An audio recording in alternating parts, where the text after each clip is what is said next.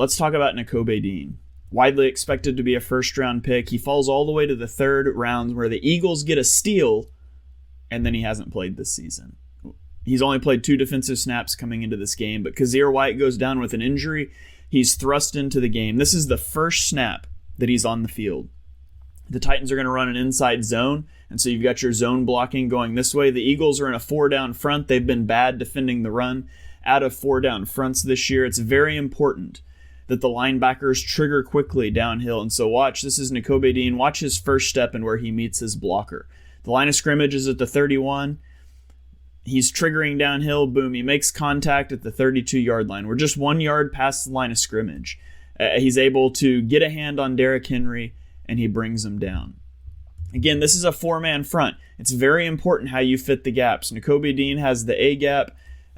TJ Edwards has the B gap on this side. Darius Slay is fitting the C gap over here. Everyone has to get to their gap, and they've got to win. Don't let these double teams climb to the second level. The idea is we're going to double team right here, and then we'll climb to the second level and seal you out of the play. But with his first step, Dean gets into the hole. He forces Henry to sort of have a little cutback, and then he's able to make the tackle. Impressive first play from Dean. This is the second play that he's on the field. He's going to be a quarter flat defender. That means he's responsible for anything out into the flat while these guys are in quarters zones. And again, they're going to target Dean. They're going to run like a little stop route here that's designed to get in his way so they can throw this flare route to the tight end and just watch him diagnose. He's going to avoid the pick. He triggers out there. Look at that speed. Look at that recognition. He gets out and he's able to make the tackle, turns it into a 3rd and long.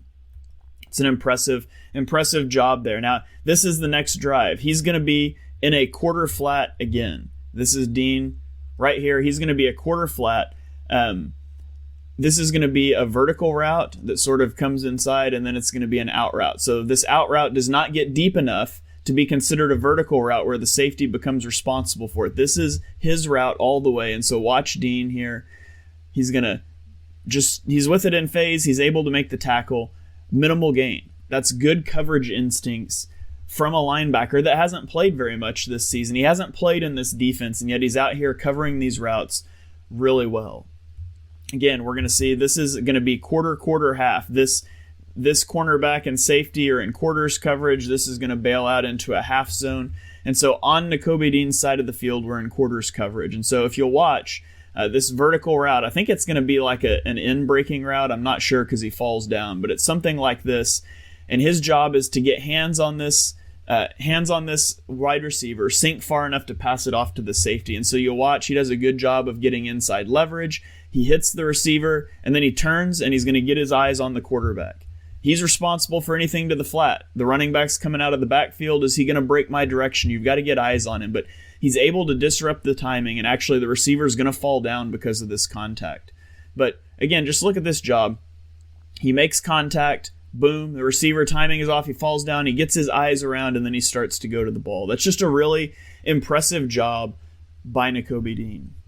Now we'll watch a couple more plays. Now the backups are in. Malik Willis is in for the Titans. This is going to be a stretch play to the right. We're trying to get off of the edge here. We're going to stretch block this way. Everything's flowing that direction. Now, if you'll notice, Nakobe Dean is going to get a really good break on the ball, but 55 is going to get up, and he's going to be able to stonewall him. On the flip side, Christian Ellis, this linebacker who you've probably never heard of that was elevated from the practice squad, he's actually going to be able to get off of his block and make a play. And so we watch this. Dean's first step is good, but now he's locked up. He's not able to get off of this block, and he's going to end up going to the ground. It's not entirely his fault. He sort of gets someone blocked into him from the backside, but he ends up on the ground. And so you can see the difference in first step between Dean and Ellis. Dean is so fast off his first step, but he's not able to get off of that block, where Ellis is able to shed it and be involved in the tackle. This is one of the things of Nakobe Dean's game that he needs to work on. It's the block deconstruction, his playing strength. That was the question. Playing behind Jalen Carter, Jordan Davis at Georgia, he was largely able to be kept clean, and we're going to see what happens on this next play when he is kept clean. But when he's not, how can he defeat those blocks? That's the biggest thing he's going to have to work on. Again, this next play is going to be an inside zone off the 4-man front. This is Ndamukong Suh. Poor guy. Somebody had to still be out there with the backups in play. There's just not enough to take everybody out. And so Sue is out here, and he's just going to dominate this double team. And Nakobe Dean is going to come in and light this play up in the backfield. And so, again, watch his just triggering downfield through the hole, makes the tackle. A good wrap-up, tackle for loss. And, again, you can see here, 75 is supposed to hit Sue and then climb to the second level. But Sue just does a great job of getting his arm over and kind of just brushing by him right there. Boom. Gets that arm over the top. That's just teaching tape for a defensive tackle. Gets the arm over the top, throws him to the side. Now there's nobody there to get Dean, who's done a great job of flowing to this play already. And just downhill, boom, makes a tackle. Tackle for loss. Great play there by Dean, and it's made possible by Sue up front. And then the last one here, we've got Dean. He's going to come downhill again.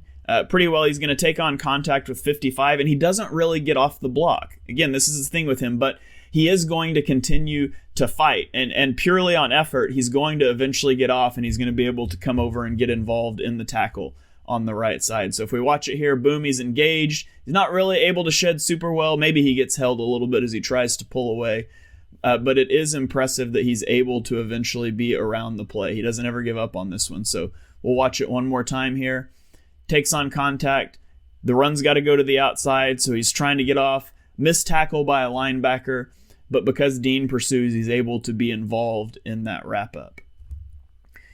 Dean entered the game because Kyzir White was injured, and we saw the flashes, right? He only played 15 snaps, 27% of the snaps, but he led the team in tackles with 6.